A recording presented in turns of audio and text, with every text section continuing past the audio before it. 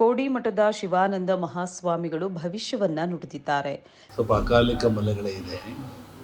ಈ 2024ನೇ ಇಸ್ವಿ ಜಗತ್ತಿಗೆ ಅಂತ ಒಳ್ಳೆಯ ದಿನಗಳಿಲ್ಲ. ನೀವು ಬಾಂಬ್ ಅಂತ ಕರಿತೀರಲ್ಲ, ಅದು ಎಕ್ಸ್ಪೋಸ್ ಆಗೋ ಲಕ್ಷಣ ಇದೆ.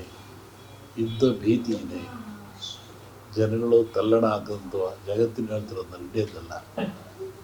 ಮತ್ತು ಯುದ್ಧ ವಿಧಾನಗಳು, ಆಮೇಲೆ ಅರ್ಥಫಿಕ್ಸ್ಗಳು, ಈ ಜಲಬಾಧೆ ಮತ್ತು ಜಾಸ್ತಿ ಇದೆ, ಜಲಕಂಟಕನೂ ಇದೆ. ಇದರಿಂದ ಜಗತ್ತಿನ ಅತಿ ದೊಡ್ಡ ಸಂತರೊಬ್ಬರು ಕೊಲೆಗೀಡಾಗೋ ಲಕ್ಷಣ ಇದೆ.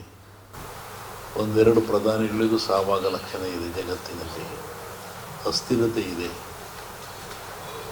ಯುದ್ಧ ಭೀತಿ ಇದೆ. ಆ ಬಾಂಬ್ ಬಂದಲ್ಲ, ಅದು ಈ ಸತಿ ಬೀಳೋ ಲಕ್ಷಣ ಇದೆ.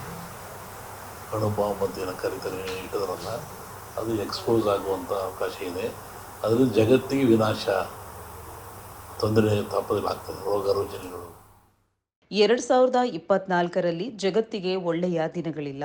2024ರಲ್ಲಿ ಅಣುಬಾಂಬ್ ಸ್ಫೋಟಗೊಳ್ಳುವ ಸಾಧ್ಯತೆ ಇದೆ. ಯುದ್ಧದ ಭೀತಿ ಇದೆ. ಜನರು ತಲ್ಲಣ ಆಗುವಂತಿದೆ.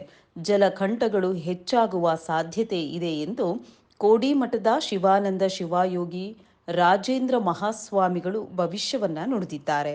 ನಗರದ ಭಕ್ತರ ಮನೆಯೊಂದರಲ್ಲಿ ಮಾತನಾಡಿದ ಶ್ರೀಗಳು, ಜಗತ್ತಿನ ಅತಿ ದೊಡ್ಡ ಸಂತರೊಬ್ಬರು ಕೊಲೆಗೀಡಾಗುವ ಲಕ್ಷಣವಿದೆ. ಒಂದೆರಡು ಪ್ರಧಾನಿಗಳ ಸಾವು ಆಗಲಿವೆ ಅಂತ ಆಘಾತಕಾರಿ ವಿಷಯವನ್ನ ತಿಳಿಸಿದ್ದಾರೆ. ಅಸ್ಮಿರತೆ ಇದೆ, ಯುದ್ಧದ ಭೀತಿ ಇದೆ. ಅಣುಬಾಂಬ್ ಅಂದ್ರೆ ನ್ಯೂಕ್ಲಿಯರ್ ಬಾಂಬ್ ಸ್ಫೋಟದಿಂದ ಜಗತ್ತಿಗೆ ಹಾನಿಯಾಗುವ ಸಾಧ್ಯತೆ ಇದೆ.